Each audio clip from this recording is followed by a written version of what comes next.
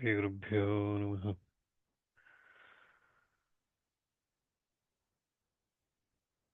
वक्रतुण्डमहाकाय सूर्यकोटिसमप्रभ निर्विघ्नं कुरु मे देव सर्वकार्येषु सर्वदा। गुरुर्ब्रह्मा गुरुर्विष्णु गुरुर्देवो महेश्वरः गुरुः साक्षात् परं ब्रह्म तस्मै श्रीगुरवे नमः। गुरवे सर्वलोकानां विशेषपूर्वगणां निधे सर्वविद्यानां श्रीदक्षिणामूर्ते नमः। वेदव्यासं स्वात्मारूपं सत्यसन्तं परायणं शान्तं जितेन्द्रियक्रोधं सतिशं प्रणमाम्यहम्। नारायणं नमस्कृत्य नरं चैव नरोत्तमं देवीं सरस्वतीं व्यासं ततो जयमुदीरयेत्। मूकं करोति वाचालं भङ्गं लङ्घयते गिरिं यत्कृपातमं वन्दे परमानन्दमाधवं। नारायणपरो व्यक्तादण्डमव्यक्तसम्भवं मण्डस्यान्तस्ति मे लोकाः सप्तद्वीपा च मेदिनी। पार्थाय प्रतिबोधितां भगवता नारायणे स्वयं व्यासेन कृतितं पुराणमलिनां मध्ये महाभारतम् अद्वैतामृतवर्षिणीं भगवतीमष्टादशाध्यायिनीं वात्वामनसन्दधामि भगवद्गीतेवोद्वेषिणीम्। श्रुतिस्मृतिपुराणानाम् आलयं करुणालयं नमामि भगवत्पादं शङ्करं लोकशङ्करम्। अवतीर्णश्च कालट्यां केदारेन्द्रतश्च च्युतिस्पीठप्रतिष्ठादा यदा चङ्गुरो गुरुः. So we're looking at the 38th shloka previously. Nahi jnanena sadrisham pavitram himadyate tatsvayam yoga samsiddha kalena atmani vindati. So there is nothing purifying here comparable to jnana. One who has become perfected after long time through yoga realizes that by himself in his own art. So here Acharya explains that indeed there is nothing purifying or sanctifying. Pavitram is purifying or sanctifying. Here, comparable to jnana, one who has become perfected, who has attained fitness through yoga. Yoga samsiddha is one who has perfected and who has attained fitness through yoga. That is the seeker of that moksha, who has become samsiddha, purified, qualified, yogena. So he has become samsiddha through yogena. What is that? So what type of yogas we are talking about here? Karma yoga and samadhi yoga. So that's again through the yogas, one who has purified, that seeker of the moksha who is purified by that, after a long time realizes, attains, he attains that. Tat means that. So that here again is jnana. So that atma jnana, he attains that certainly by himself in his own heart. So that's the explanation. So again, so there is nothing else purifying here. Here in the sense, either in the Vedas or in the common behavior that we see, there is nothing else is purifying comparable to jnana, to the knowledge. Because whatever that is different to jnana, what is different from jnana cannot dispel the avidya, ignorance. And hence, it has not, those things which are different from jnana, they do not have the power of totally eradicating the sin. As a result of sin recurs because due to that presence of avidya itself, which is the root cause. But through jnana, which eradicates that ignorance, the sin is completely together with its root is destroyed when this ignorance is dispelled. So that's why there is nothing comparable to it. Nahi jnanena sadrisham. Sadrisham here is incomparable. Nothing is comparable to that. And why does not that knowledge of Atma arise all and quickly? Bhagavan here says that yoga samsiddha kalena. So the one who has become perfected after a long time through yoga, who has become purified, attains the fitness through the above previously mentioned yoga, karma yogas, that person acquires that knowledge by oneself in his own heart. The idea is that it is not that one who has got the fitness acquires that knowledge existing in oneself as a gift from somebody else, or that he gets as his own existing in somebody else. So it is arrives, it is comes in his own heart, in his own self. He realizes that Swayam Atmani. So he realizes that in his own self. So that means by which the knowledge, that jnana, is invariably attained. That's what Bhagavan teaches now. The surest means to attaining that jnana. He explains in the next shloka, in the 39th shloka, where he says, Shraddhavan lavade jnanam tatparas samyatendriha jnanam labdha param shantim achirena adhigacchati. So the man who has faith, is diligent, and has control over the organs attains the jnana. Achieving that jnana, he soon attains the supreme peace, shanti. So Shraddhavan means the faithful person. Achieves means Labhate means achieves. Jnanam is that divine knowledge. Tattara means devoted to that. Tat. Sanyata means controlled. Indriya means senses. Jnanam is that knowledge. Labdhva means having achieved. Param means supreme. Shanti means peace. Achirena means without delay. Adhigacchati means attains. So the one who has faith, Shraddhavan, the one who has faith attains, Shraddhavan labhate jnanam. So one who has faith attains jnana, knowledge. Even one who has faith, he may be lethargic. So again, so you may be one may be very much faithful. So I believe in all the Shastras, Dharmas, everything that's stated in the Vedas, everything. I'm very much faithful, but I may be lazy, right? Lethargic. So for that, Bhagavan says, Tatparaha, who is diligent. So Guru Upasadana Dau Abhiyukta Jnana Paye Shraddhavan.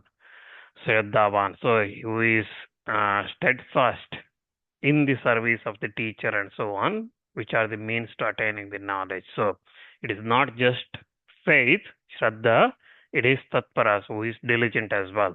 And when one has that faith, that Shraddha, and who is diligent, one may not control over, one may not have control over the organs, senses and organs. So that's why Bhagavan says, Samyata Indriya. So he says that who has control over his organs.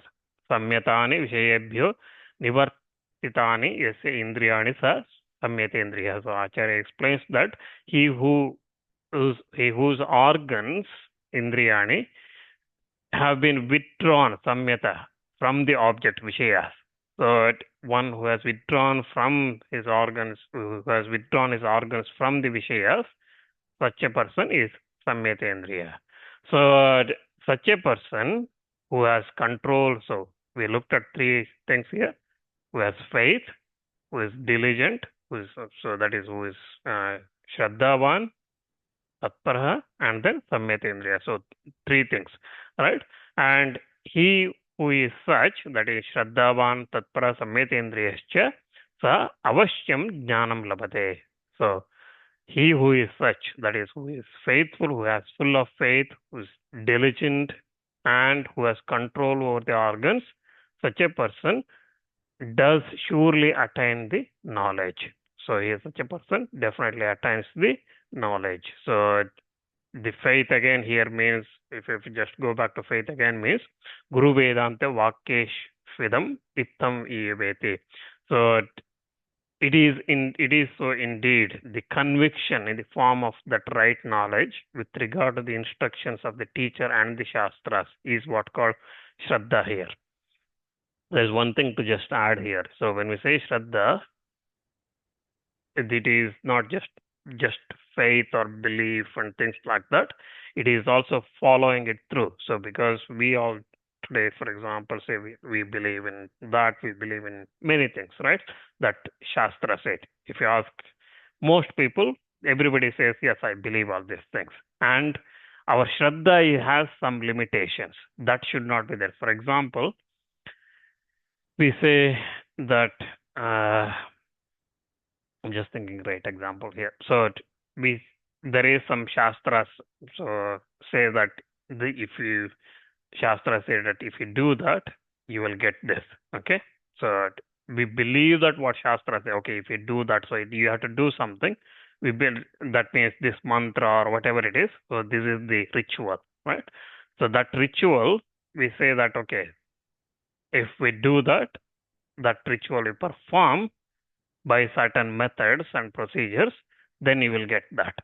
What we say believe is, we believe that Shastra saying, okay, this mantra is very powerful. We do that, right?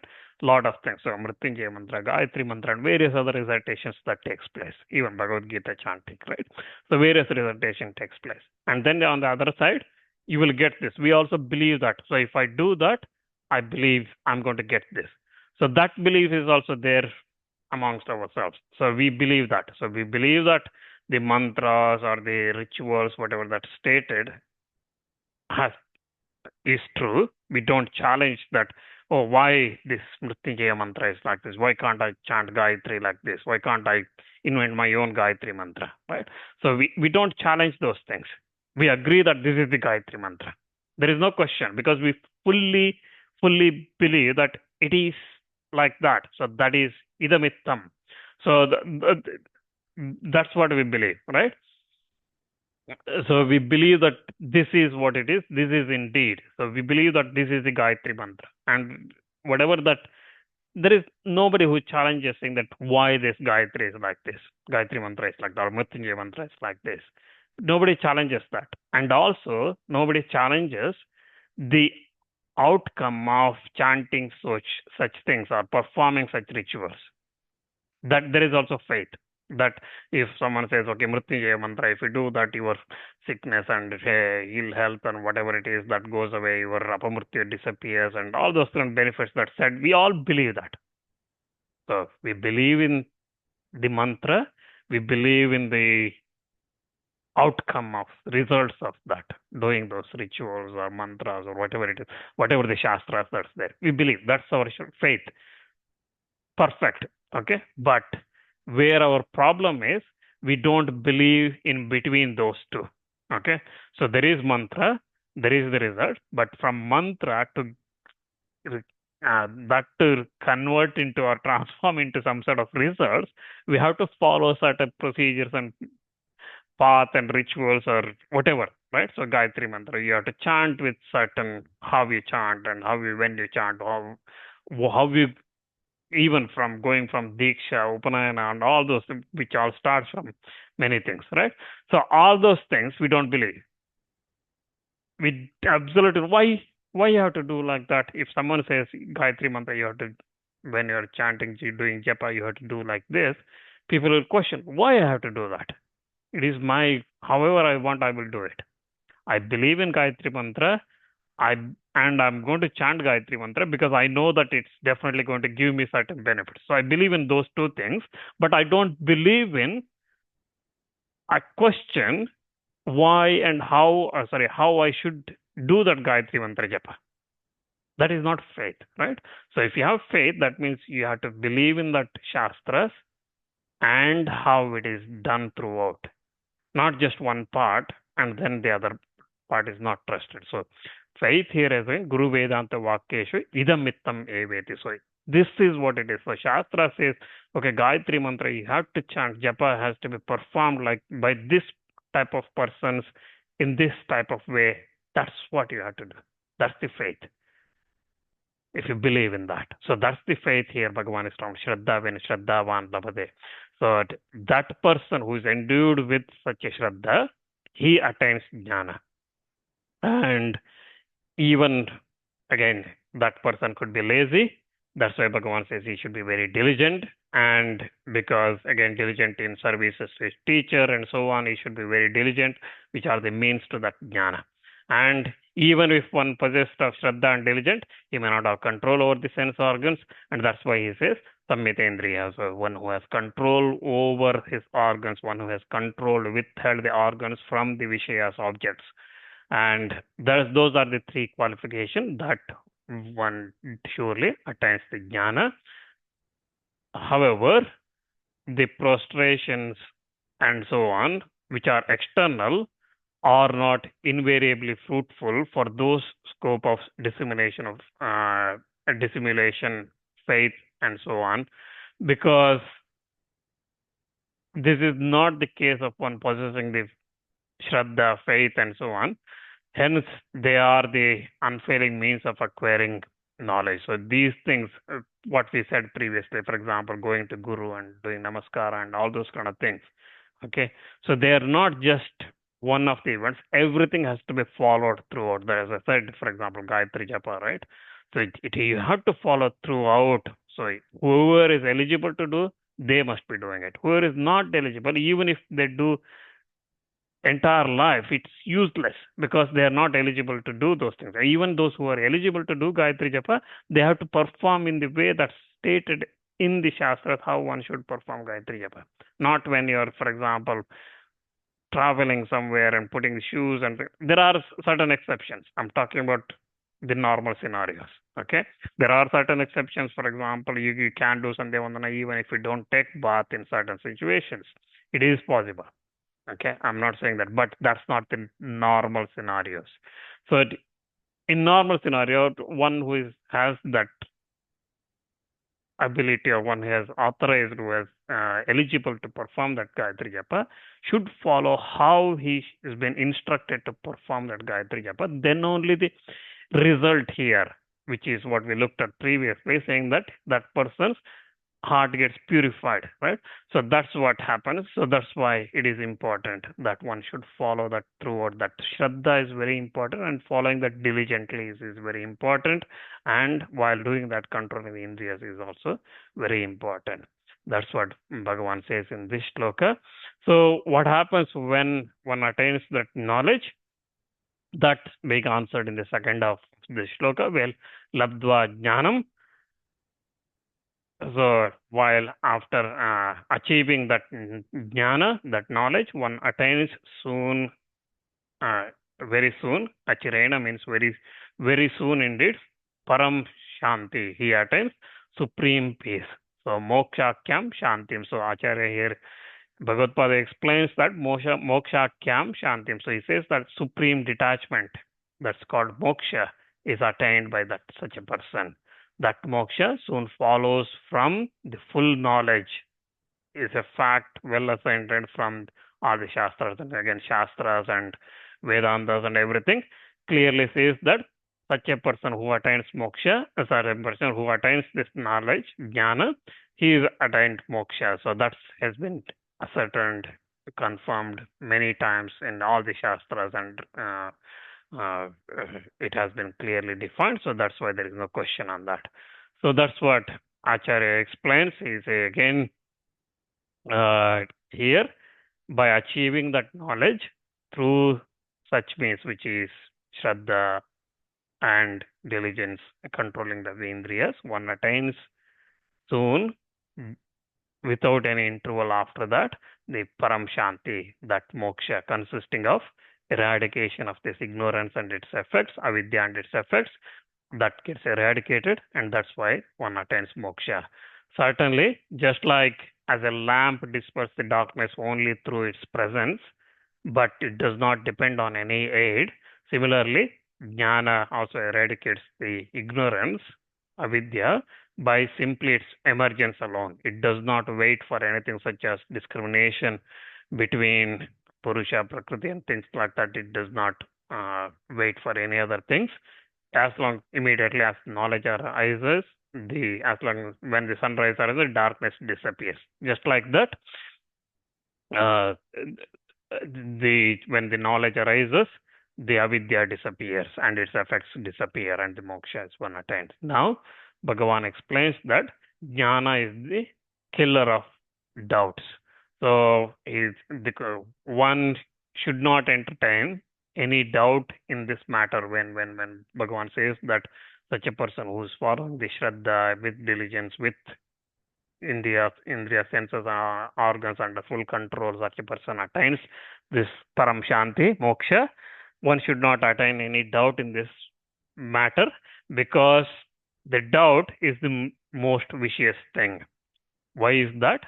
Bhagavan explains in the next shloka, where he says that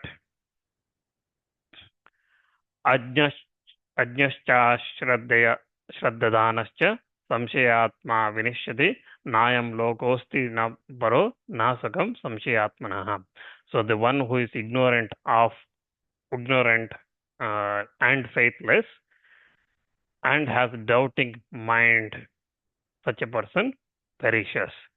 Neither in this world, nor in the next, nor happiness exists for one who has doubting, such as Samshayatmana, who has that doubting mind. Ajna means the ignorant, Acha means and, Ashraddha Dana means the one without faith, Cha means and, Samshaya means skeptical, doubtful, Atma means the person here, Vinashyati means the falls down, Na means never, Ayam means in this, Loka means world, Asti means is, Na means not, Para means in the next, Na means not, Sukham means happiness, Samshayatmana means one is that skeptical soul or body, which is the person, the individual. So the one who is ignorant, Ajna, one who has not known this Atma, and who is faithless, Ashraddhadana. So one who is faithless. So again, Guru, Vakya, Shastresu, Avishwasan. So one who has no faith in the instructions of the Guru and the Shastra, such a person, and Samshayatma, the one who has doubting mind, or who is a doubting person, such a person perishes. Although the ignorant and the faithless get ruined, yet it is not the extent that a man with doubting mind does. So being ignorant themselves, they perish also. But the doubting mind is even more perishous. That's what here Bhagavan says. Because as for the one who is doubting mind, he is the most vicious of them all. Because, how is that? He says that, Na ayam loka, neither in this world, which is very familiar with everyone, na para, so nor also in the next world. For them, na sukham, there is no happiness for them. Asti, na sukham asti, there is no happiness exist for them. For who? That Samshayatma, the one who is doubting mind or who is a doubting person. Because doubt is possible even with regard to them. So the doubting person, when you say that somebody who does not believe in any of this, Guru Vakya or Shastra Vakya, one who does not believe in any of those instructions of the Guru or the Shastras, such a person always doubting. If you say that you do not have any happiness here or the next world, even he does not believe in that, he questions that, right? So such a person, therefore, one should not entertain doubt or samshaya in the Guru Vakya and Shastra Vakyas. That's what Bhagavan says here. The instructions of Guru and Shastras, you should not be challenging, saying that this certainly cannot be like that. As I said previously, right? So Gayatri Japa or whatever, when we are saying the Shraddha is important there, so that doubt should not arise in one's mind. Those who wish to have that, attain that jnana, such a person should not go through that. So the words ajna and ashraddha here are used along with the two chas here, right? And the cha means and. So they are used in order to show that they are of lesser shortcomings in comparison with the one who has doubting mind. How is that? One who has a doubting mind is certainly more sinful than the one who has others. Because the Samshayatmana, the one who has doubting mind, whose mind is ridden with doubt with regards to everything in this world, and such a person does not exist any happiness here or like, because if you start doubting everything, then you will have no happiness at all, even in this world, right? So, for example, you go in a bus. If you start doubting whether the driver is going to drive correctly or whether he's going to crash somewhere, you're not going to get on that bus. If you go and buy some food, okay, so then you can think, did anybody use any chemicals on these plants and I'm going to survive after eating? If you have doubt, then you're not going to eat anything. So this Samshayatma, this doubtful person whose mind is always questioning and doubting, such a person does not have any happiness here or thereafter. Okay, so that's what Bhagavan says. Again, when speaking of the conviction about the Atma as the means of removing the doubt, that is, which is the root of all the evils, Bhagavan here again concludes what is presented in the previous chapter, second chapter, and the third chapter. That is saying that steadfastness in the Brahman, which is of two kinds, as to consisting of karma and jnana. And in accordance with that different stages of being earlier or later, that's what is being said, and that's what he explains in the next shloka, in the 41st shloka. And we probably will look at that shloka and the 42nd shloka next time when we gather. But before we conclude today, I just wanted to say one thing on the shloka we looked at last time, where I was explaining the karmas and sanchita karma and how prarabdha karma gets allocated and things like that. And there was a question on how prarabdha karma, how much of that previous historical karma accumulated, fruits accumulated, whether it is good or bad accumulated, gets allocated as prarabdha. Who allocates and things. So from a Purana's point of view, it's either Brahma at the beginning of the creation, and then Yama's duty is to allocate, punish, and give fruits and things like that. So that's his dharma. That's why it's called Dharma Raja. Okay, that's his duty. So from Puranic point of view, but the other explanation is nobody allocates. It is the person who accumulates himself gets it based on the kind of maturity of those results. Okay, so that is known as apurva. I think in the second chapter, when we were looking at